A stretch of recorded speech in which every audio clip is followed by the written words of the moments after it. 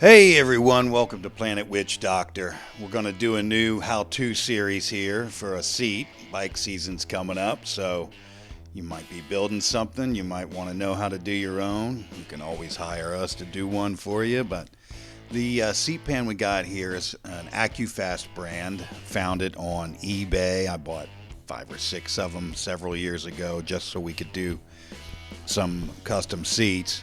Has bolts and you use a hinge on the bottom, or you can bolt it into your frame. You'll figure that out if you're building a bike. You know what to do.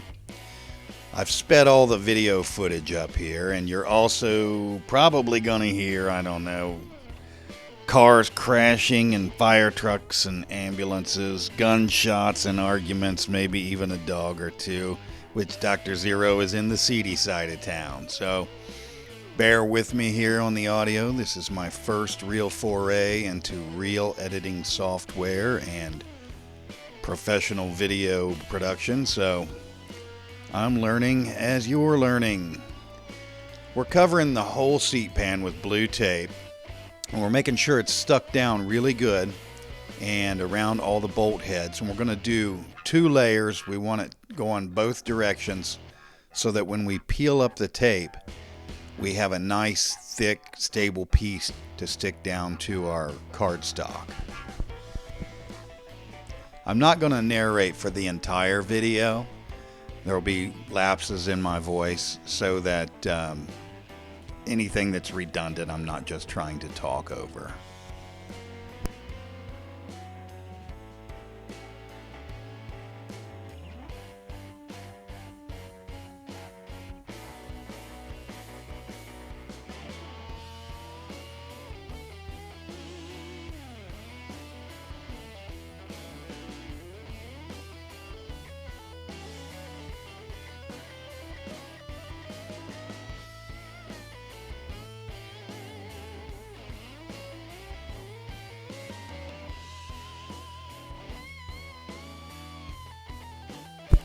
Right here, I'm just using the back of an old hacksaw blade to make sure I have a good, sharp, crisp line around my edge.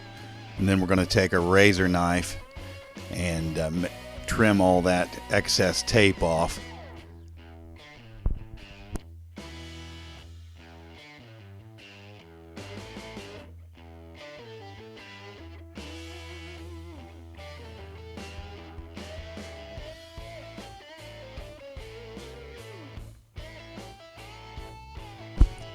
You want to make sure you put a fresh blade on your razor knife, because the sticky stuff on the tape, even though it's blue tape, it's going to gum you up. And you'll notice later on in the video here, when I'm peeling it up, I didn't get the edge as clean as I should around the back side here. Started to rip a little bit, but that was the under layer. So I'm going to go ahead around with a new piece of razor blade and trim this up a little closer so that we can get a better pattern.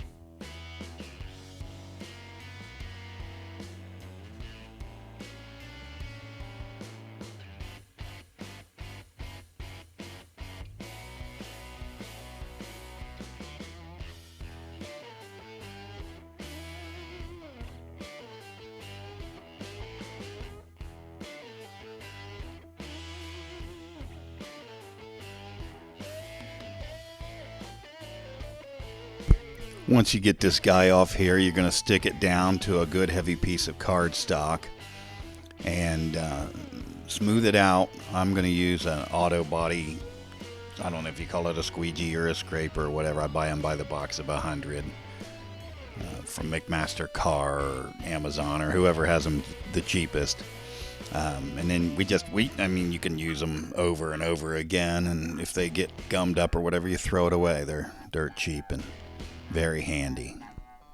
Make sure you get everything stuck down really nice. really smooth. Get out all your air bubbles. You'll see where your bolt heads were.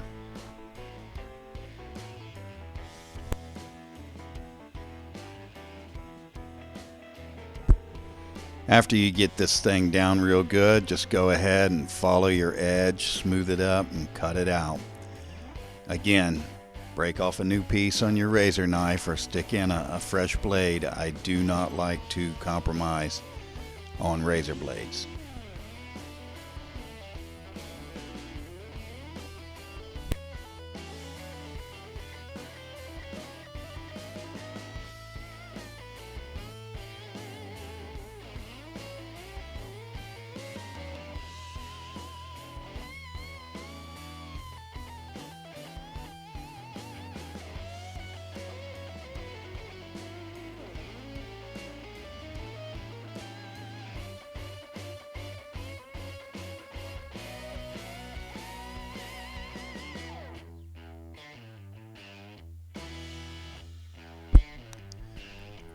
Once you got this thing all cut out, you're going to go ahead and use a Stabilo pencil. You could use chalk or something as well, or even an ink pad like you use with a rubber stamp. But we use a lot of Stabilo pencils around here because we can draw on things and paint over it. You can write on almost anything with a Stabilo.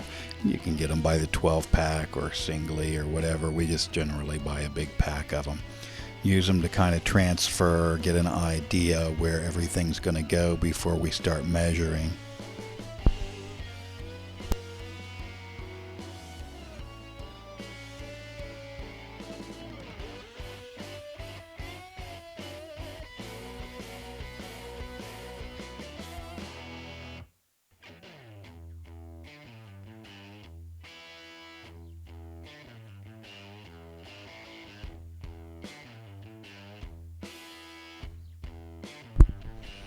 Once we get those marked in a rough spot here, we're going to brighten them up, and we're going to end up making a center line, and we're going to find our measurements vertically and horizontally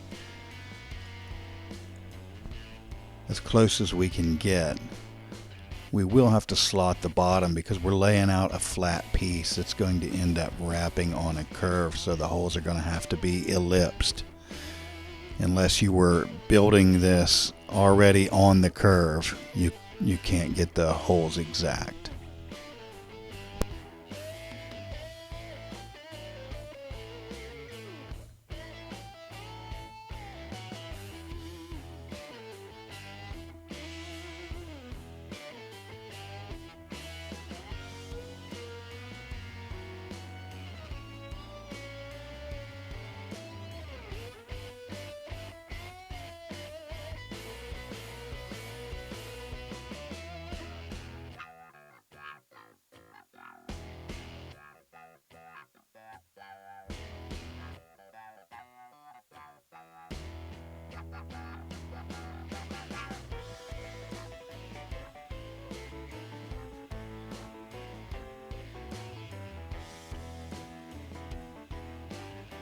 Now you can see here already that my hole on the left hand side, or my mark on the left hand side for the hole, is about 1/4 of an inch off. I can see that in retrospect. When I was out there doing it, I didn't notice, but we do correct that with a diagonal measurement off of a center line.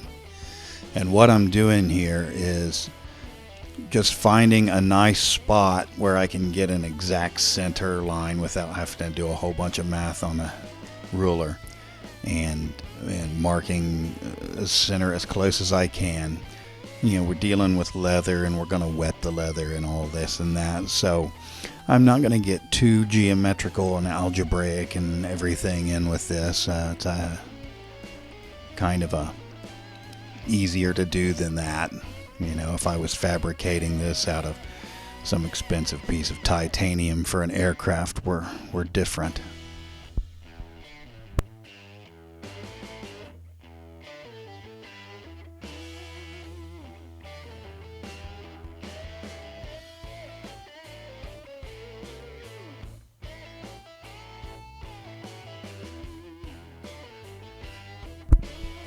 After we get this center line marked, we're going to take a diagonal measurement off of the pan and transfer it over to the pattern.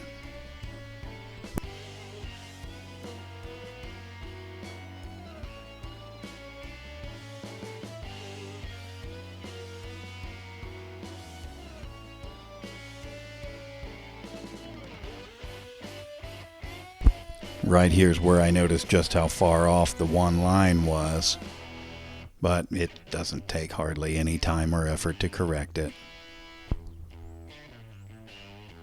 The other one seems to be pretty right on.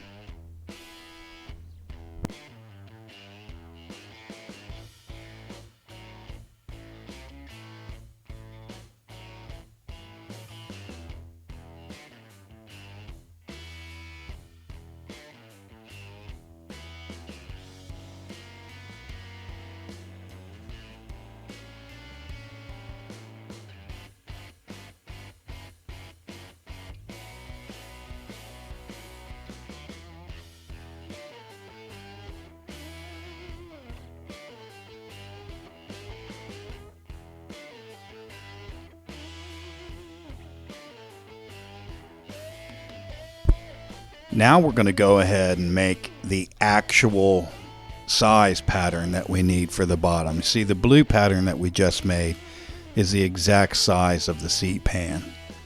And because of the thickness of the seat pan and the thickness of the leather, we have to have an extra ½ inch all the way around. What I neglected to edit into the video here is that I took a pencil and rubber banded it to a chopstick and used that to get the consistent line all the way around. It seems to work a little better doing that than trying to use a compass.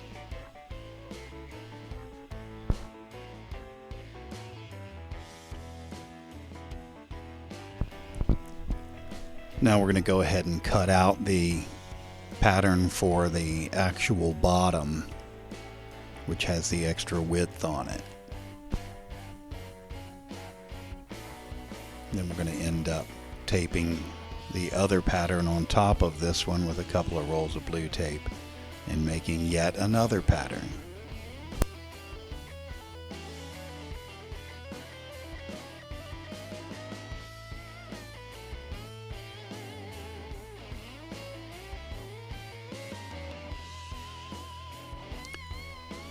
Once you get the pan bottom marked out, go ahead and make you a centered tracing, and you're going to have to slot these holes out, and then you're going to lay back on your tracing. After you make sure it fits, you're going to lay it back on your tracing and mark those holes on your actual pattern.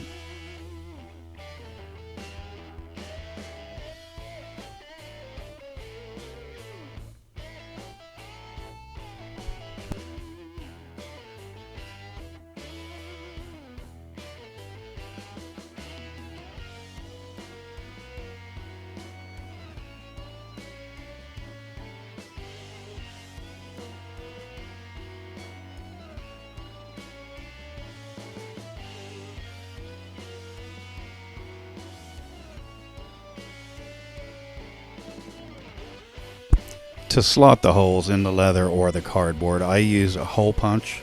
In this case, it was probably a 1/4 inch or 5/16 at each end of where I want the slot to be, and then I use a short wood chisel between the two holes.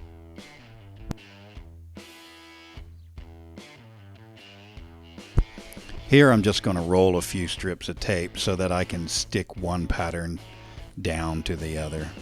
And here you see where I'm rolling that pencil around a paintbrush handle,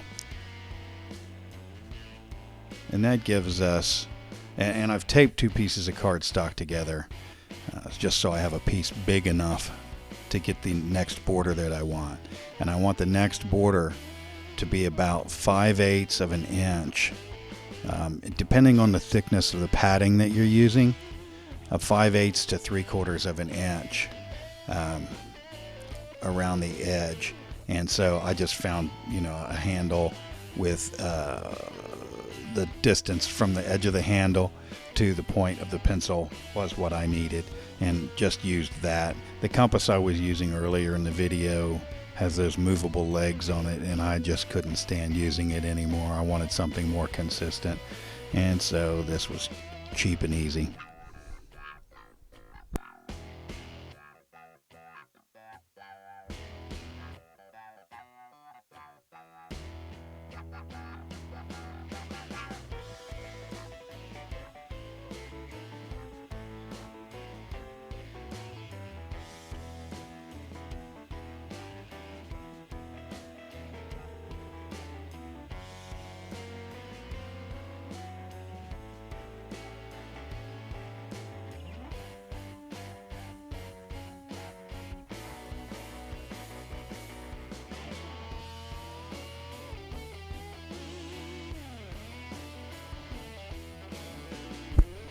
After you get that trace down, you can go ahead and mark that out as the top and the other part as the bottom. Now, if you're not going to be using any padding, you're just going to be using leather over top of a steel seat, you can just use 2 of the smaller part of the pattern, and you run your rivets or your stitches or whatever, because you won't have anything to build up over.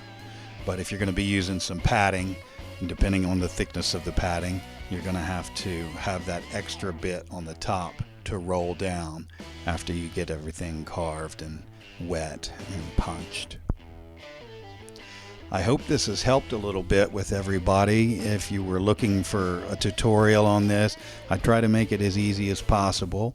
And we're going to continue this series with the carving of the seat and the lacing of the seat and the padding and everything. So please keep in touch here.